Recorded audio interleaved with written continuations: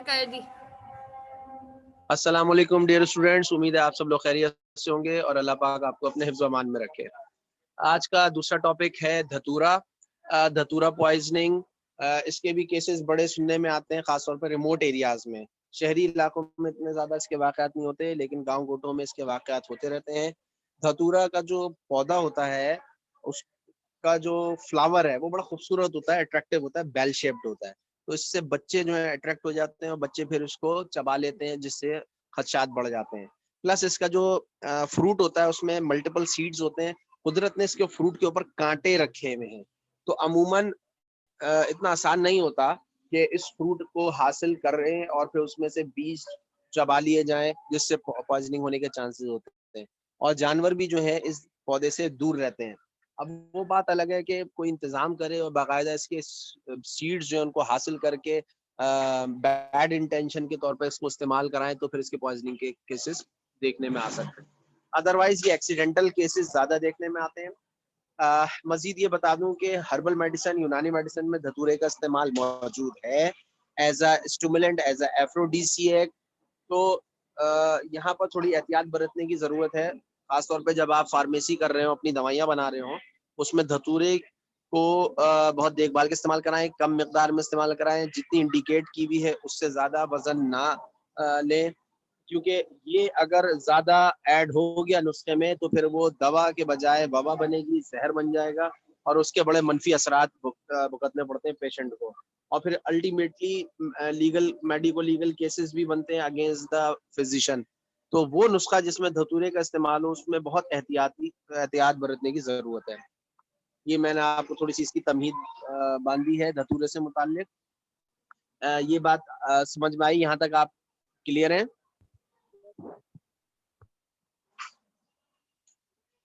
Yes sir. जी, चले ठीक है, चले आगे बढ़ते हैं। धतूरे को थॉर्न एप्पल भी कहा जाता है, स्टिंग वीड भी कहा जाता है, जिम्सन वीड भी कहा जाता है, रोड पॉइजन भी कहा जाता है। मुख्तलिफ इसके नाम है, चूंकि ये खुदरा पौधा होता है, रोड साइड पर, गांव गोटों में, फसलों के इर्द गिर्द ये खुदरा तौर पर उग जाता है। ठीक है, इस वजह से इसके मुख्तलिफ नाम है। और ये छोटा सा श्रब नुमा पौधा होता है, 4 से 5 फीट का। और इसकी 2 वैरायटीज होती हैं, एक में पर्पल फ्लावर आता है, उसको धतूरा नाइगर कहते हैं, और एक में व्हाइट फ्लावर आता है जिसको धतूरा एल्बा कहते हैं। इसके जो बीज होते हैं वो किडनी शेप्ड होते हैं। ये फॉरेंसिक मेडिसिन के म्यूजियम में रखे हुए हैं, आप जब इंशाल्लाह ताला वहां विजिट करेंगे तो जरूर आपको दिखाएंगे। जो इसके सीड्स हैं वो काले रंग के होते हैं और थोड़े से मुशाबे होते हैं मिर्च के बीजों से। जब हम आपको वहाँ म्यूजियम में दिखाएंगे तो उसका डिफरेंशिएट भी आपको करके दिखा देंगे कि मिर्च के बीज जब पुराने हो जाएं तो वो काले सिया हो जाते हैं, और वो भी किडनी शेप थोड़े से होते हैं, लेकिन धतूरा के सीड्स निस्बतन बड़े होते हैं, काले होते हैं और किडनी शेप होते हैं। ये इसकी पहचान है। धतूरा में जो अल्कलॉइड्स मौजूद हैं वो सरेफेरस, हायोसीन है, स्कोपोलामीन है। स्कोपोलामीन खासतौर पे एक अरसे तक पेन किलर के तौर पे इस्तेमाल होती रही है। धतूरा को एज अ पेन किलर इस्तेमाल किया जाता था, अब इसका इस्तेमाल कम कर दिया गया है as a pain killer. Herbal medicine में as aphrodisiac, as a stimulant इस्तेमाल हो रहा है within the therapeutic dose. अच्छा, इसमें हाइसामीन है और फिर एट्रोपिन इसमें से निकलती है, जो कि बहुत इंपॉर्टेंट दवा है। एलोपैथिक सिस्टम ऑफ मेडिसिन में अभी भी एट्रोपिन लाइफ सेविंग के तौर पर इस्तेमाल की जाती है। ये स्टिमुलेंट है, कार्डियक स्टिमुलेंट है। जब खुदा ना खास्ता कार्डियक कोलैप्स हो रहा होता है तो उस वक्त एट्रोपिन का इंजेक्शन लगाते हैं। एट्रोपिन सबक्यूटेनियस लगाई जाती है और बड़ी तेजी से ही असर करती है दिल के ऊपर। इसका आइनोट्रोपिक और क्रोनोट्रोपिक इफेक्ट है, हार्ट रेट बढ़ाती है। ठीक है, तो डंपिंग हार्ट के लिए, हार्ट फेलियर में ये एट्रोपिन का इस्तेमाल कराया जाता है। इसके अलावा हार्ट फेलियर में इमरजेंसी के तौर पर एड्रीनलिन का इंजेक्शन भी लगाया जाता है। एड्रीनलिन उससे बहुत ज्यादा तेज एक्टिंग है, तो कम टाइम होता है, पेशेंट की कंडीशन बड़ी खराब हुई भी होती है, लिहाजा हम प्रेफर करते हैं एड्रीनलिन के इंजेक्शन को। ओके, तो इसमें ये 3 अल्कलॉइड शामिल हैं। इसका मोड ऑफ एक्शन सीएनएस दोनों पर है, यानी ब्रेन पर और स्पाइनल कॉर्ड दोनों पर है। पेरिफेरल इफेक्ट्स भी हैं इसका, और पेरिफेरल में ये पैरासिम्पैथेटोलाइटिक इफेक्ट है, यानी सिम्पैथेटोमिमेटिक इफेक्ट है। आपको पता है सिम्पैथेटोमिमेटिक इफेक्ट जो है कार्डियक के ऊपर खास तौर पे उसका हार्ट रेट बढ़ाने में और वेजो कंस्ट्रिक्शन यानी उसका अल्टीमेटली इफेक्ट बीपी बढ़ाने में इसका इफेक्ट देखने में आता है। Yes, brain sir. पर स्टिमुलेंट इफेक्ट है और शुरू में एक्साइटमेंट है, रेस्टलेसनेस है और बाद में डिप्रेशन। ये बड़ी अहम बात है। और धतूरा ऐसी चीज आती है कि अगर महावरतन भी इस्तेमाल कर लेते हैं कि ऐसा शख्स जो बड़े गुस्से में हो और लड़ाई के मूड में हो और चेहरा उसका सुर्ख हो रहा हो, बीपी उसका हाई हो रहा हो, तो महावरतन कह दिया जाता है कि क्या धतूरा खाकर आए हो। ठीक है, तो इस हद तक इसमें सिंपैथेटोमिमेटिक इफेक्ट है कि बंदा जो है वो बेकाबू हो रहा होता है, लड़ने और मरने पर आमादा हुआ होता है। इसके फीचर्स को अगर याद रखना है तो 9 डीज का फॉर्मूला याद रखिए। 9 डीज। पहले डी से मुराद है ड्राइनेस ऑफ माउथ, मुंह की खुश्की, क्योंकि ये गर्म खुश्क दवा में इसका शुमार है तो खुश्की बहुत ज्यादा करता है, सिक्रीशंस को इनहिबिट कर देता है। Then dilatation of pupil, mydriasis effect, pupil dilate हो जाता है। अच्छा, जब प्यूपिल डायलेट होता है तो रोशनी आंखों में ज्यादा जाती है, उससे नुकसान ये होता है कि बंदा को सही नहीं दिखता और जिसको धतूरा पॉइजनिंग हो जाए तो वो चक्कर खाता रहता है, इधर टकराएगा उधर टकराएगा और तभी जो है वो यानी एक्सीडेंट्स कर बैठता है, अपने इंजरीज उसके में आती हैं। ठीक है, तो डायलिटेशन ऑफ पीपल। इसके अलावा डिप्लोपिया 1 का 2 दिखना शुरू हो जाता है, डबल विजन हो जाता है। डेलीरियम होता है, डेलीरियम में हेलुसिनेशन होते हैं, खास तौर पे कानों में आवाजें आना शुरू हो जाती हैं, ये एक बड़ा मसला शुरू हो जाता है। फिर एटेक्सिया है, फीवर है और इतना उसका टेम्परेचर बढ़ा हुआ होता है कि बिल्कुल ऐसा लगता है कि इसको 103 104 बुखार हुआ है। वो बेसिकली इस वजह से होता है कि ब्लड सर्कुलेशन बहुत तेज हो रही होती है और जिल्द की जानिब सर्कुलेशन तेज हो जाती है, रेड स्किन हो जाती है, फ्लश स्पेस हो जाता है, जल्द पूरी सुर्ख हुई भी होती है। फिर डिसोरिएंटेशन है, टैकीकार्डिया है, कन्वल्जन है। इसके अलावा ड्रंकन गेट है, लड़खड़ाएगा, ड्राउजीनेस है। ठीक है, ड्राई हॉट स्किन है, ये फीचर्स इसके आते हैं। ये 9 डीज का फॉर्मूला याद रखिएगा। यहाँ तक बात क्लियर है? कोई सवाल? No sir. चलें, वेरी नाइस। तो 9 डीज का फॉर्मूला याद रखना है आपने। ठीक है, अच्छा अब इसका ट्रीटमेंट क्या करना है? देखिए, अब फिर वही बात आती है, अभी एक सवाल अगर आप पूछना चाहें कि इसका हर्बल ट्रीटमेंट बताएं, तो बच्चे बात ये है कि आप ये देखिए कि इतनी स्ट्रॉन्ग दवा है और ये खुद भी हर्बल है, इसको आपने ट्रीट जो करना है होगा वो कोई ऐसी दवा से करना होगा जो तेजी से सिस्टम के अंदर जाए। ठीक है, अब अगर आप ओरल की तरफ जाएंगे तो निस्बतन थोड़ी सी मुश्किल होगी, लिहाजा हम आईवी या इंजेक्टेबल्स की तरफ जाते हैं और फाइसोस्टिग्मीन का सहारा लेते हैं। फाइसोस्टिग्मीन जो है वो उसका बेहतरीन एंटीडोट है और फाइसोस्टिग्मीन का फायदा ये होता है कि सबसे पहले जो इफेक्ट आता है ना फाइसोस्टिग्मीन का, उसकी आंखों पर आता है।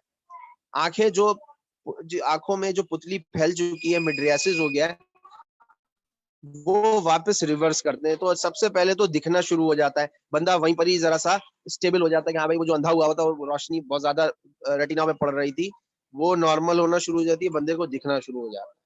इसके अलावा सिंपैथेटोलाइटिक इफेक्ट आता है फाइसोस्टिग्मीन का, तो कार्डियक वगैरह के जो मामला होते हैं वो स्टेबल होना शुरू हो जाते हैं।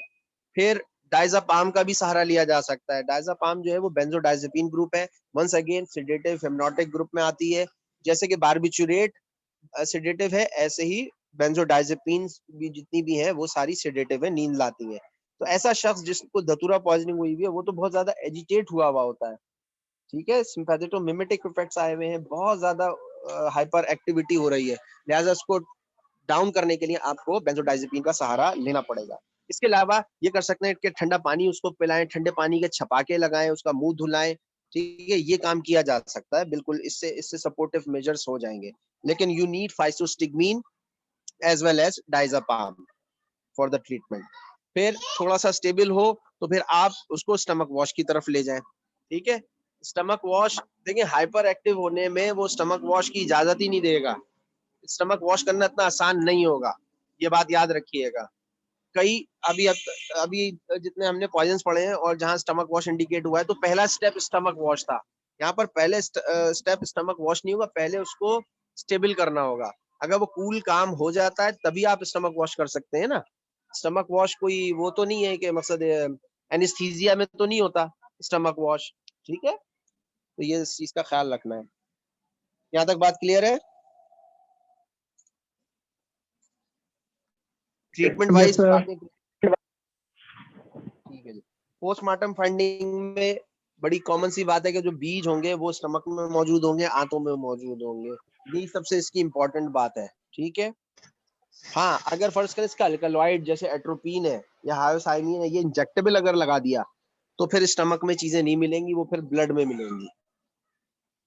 ओके, मेडिको लीगल एस्पेक्ट्स जरा सा देख लेते हैं। मेडिको लीगल एस्पेक्ट में मैंने आपको बताया, चूंकि ये रोड पॉइजन भी इसका नाम है और बच्चे अट्रैक्ट होते हैं तो बच्चों में एक्सीडेंटल पॉइजनिंग होती है। और सुसाइडल केसेस अब इसके बहुत ज्यादा नहीं है, लेकिन अगर कोई जानता है कि ये धतूरा के बीज हैं तो फिर वो उसको इस्तेमाल कर सकता है, क्योंकि इतने आसानी से रिकॉग्नाइजेबल होते नहीं है और ना घरों में रखे हुए होते हैं। तो सुसाइडल केसेस घरों में से तो नहीं हो सकते, बहुत ही कम चांसेस है, ठीक। स्टूपीफाइंग पॉइजन के तौर पर जरूर है कि स्टूपीफाइंग पॉइजन यानी बेवकूफ बनाने के लिए, तो किसी चीज में इस्तेमाल मिलाकर अगर खाने की चीजों में अगर मिलाकर दे दिया जाए तो वो बात अलग है, और ये स्टूपीफाइंग पॉइजन के तौर पे एक्ट कर सकता है। फेटल डोज इसकी 60 मिलीग्राम है अडल्ट्स के लिए और 4 मिलीग्राम है बच्चों के लिए। Fetal period within 24 hours. और फिर वही बात कि अगर एक्सट्रीम एजेस हैं, बच्चे हैं और बुजुर्ग हैं जो पहले से ही बीमार हैं, तो जल्दी मौत के शिकार हो सकते हैं। इसके जो क्लिनिकल यूजेस है खास तौर पे मिड्रियाटिक एजेंट के तौर पर, चूंकि इसकी थोड़ी सी मैं आपको एक और हिस्ट्री बता दूं कि एट्रोपा बेलाडोना और ये धतूरा दोनों में एट्रोपिन शामिल है। कुदरती तौर पर एट्रोपिन इसी में से निकाली जाती है। तो एट्रोपिन या बेलाडोना जो है वो मिस्र में इस्तेमाल होता था, मिस्र की खवातीन इस्तेमाल करती थी, इसको आंखों में डालती थी इसके ड्रॉप्स बनाकर, उससे पुतलियां फैल जाती थी। तो उनके नजदीक आंखों की खूबसूरती और चेहरे की खूबसूरती की एक निशानी मानी जाती थी कि आंखें जिसकी बड़ी दिखें। दरअसल उन औरतों को दिखता कम था, लेकिन दूसरे लोग जो है वो उनकी खूबसूरती के तराने पड़ते थे। तो इस हवाले से इसकी थोड़ी सी हिस्ट्री है कि it has been use as a mydriatic agent. अच्छा, आई ऑप्थेल्मोलॉजी में भी इस्तेमाल इसका है एट्रोपिन का as a mydriatic agent to examine the fundus of the eye. जो रेटिना है या फंडस है उसको फंडोस्कोपी या स्पेशली रेटिनोस्कोपी के लिए आंखों में एट्रोपिन डाल देते हैं ताकि प्यूपल डायलेट हो जाए और फिर आसानी से एग्जामिन किया जाए, रेटिना के हालात देख लिए जाए। तो इस तरीके से इसका इस्तेमाल बिल्कुल होता है। फिर एंटी स्पास्मोटिक खासतौर पर हायोसिन इसके अंदर होता है। हायोसिन की टैबलेट्स आती थी, इंजेक्टेबल भी आते थे, लेकिन अब वो कम हो गए इस्तेमाल, अब नहीं होते, बैंड हो गया क्योंकि इसमें नशा आ जाता है, ठीक है। और एंटीडोट फॉर ऑर्गेनोफॉस्फेट कंपाउंड्स, हाँ ये ठीक है, लाइफ सेविंग के तौर पर इस्तेमाल होता है। Pre anaesthetic medication to inhibit salivation and upper respiratory. अगर फर्ज करें एनेस्थीसिया देना है और ऐसा पेशेंट है जिसको सिक्रीशंस बहुत ज्यादा आ रही हो लंग्स में, और साथ साथ एक ऐसी सर्जरी भी डी हो जिसमें एनेस्थीसिया जरूरी है, तो उसमें इसका इस्तेमाल थोड़ा सा किया जा सकता है ताकि उसकी सिक्रीशंस कम हो जाए। लेकिन और भी ऑप्शंस हैं तो वो ज्यादा बेहतर रहते हैं। कोएक्स इसको यूज करते रहे हैं फॉर स्टूपिफाइंग पर्पस। तो ये इसके मेडिको लीगल एस्पेक्ट्स। यहाँ तक बात क्लियर है धतूरा से मुताल्लिक? Yes, sir. Yes, sir. Okay, very nice. अगर धतूरा के तमाम सिम्टम्स और तमाम चीजें समझ में आ गई ना, तो एट्रोपा बेलाडोना भी समझना और हायोसाइमस नाइगर समझना भी आसान है। मैं आपको सिर्फ 2 मिनट के अंदर ये करा सकता हूँ, एट्रोपा बेलाडोना और hyoscyamus. So bear with me. देखिए, एट्रोपा जी बेलाडोना सर. के अंदर भी वही तमाम अज्जा हैं। एट्रोपिन है, हायोसाइमस है, हायोसिन जिसे कहते हैं, और बेलोडिनिन है, ये एक और कंपाउंड है। एट्रोपा बेलाडोना के भी फीचर्स उसी तरीके से आते हैं जैसे धतूरा के आते हैं। एट्रोपा बेलाडोना भी प्लांट है और धतूरा भी एक प्लांट है, और हायोसाइमस नाइगर, अजवाइन, खुरासानी, ठीक है, उसका जिक्र भी आने वाला है। तो ये सब जो प्लांट सोर्स हैं इनकी साइन एंड सिम्टम्स तकरीबन एक से हैं। फैटल डोज का फर्क होगा, ठीक है, वो जरा सा समझ लीजिए। फैटल डोज एट्रोपा बेलाडोना का 125 मिलीग्राम है और डेथ यानी फैटल पीरियड जो है वो भी 24 to 48 आवर्स है। ट्रीटमेंट इसका भी उसी तरीके से करेंगे जैसे कि धतूरा का कर रहे हैं, ठीक है। पोस्टमार्टम फाइंडिंग्स में जाहिर सी बात है, जैसे धतूरा के अंदर, धतूरा के केस में धतूरा बीज मिलेंगे, तो यहाँ पर एट्रोपा बेलाडोना के बेरीज, लीव्स और इस तरीके से उसके पार्ट्स या सीड्स के हिस्से स्टमक में, जीआईटी में मिल सकते हैं। मेडिको लीगल एस्पेक्ट्स भी तकरीबन वही हैं और यूजेस भी तकरीबन वही हैं एट्रोपा बेलाडोना का। ठीक है, इसमें जो फर्क है वो फेटल डोज का है और थोड़ा सा जो है वो उसके एक्टिव प्रिंसिपल्स का है। यहाँ तक बात क्लियर है एट्रोपा बेलाडोना के मुतालिक? Yes sir. 9 Ds को याद रखिएगा, Yes, जो sir. धतूरा के वही यहाँ पर भी फिट आ रहे होते हैं। अच्छा, हायोसाइमस नाइगर, इसको अजवाइन खुरासानी कहते हैं। अजवाइन खुरासानी में भी एट्रोपिन मौजूद है, हायोसाइमिन मौजूद है और बेलाडोनिन मौजूद है। तो एट्रोपा बेलाडोना और अजवाइन खुरासानी के जो एक्टिव प्रिंसिपल्स हैं वो तकरीबन सेम है।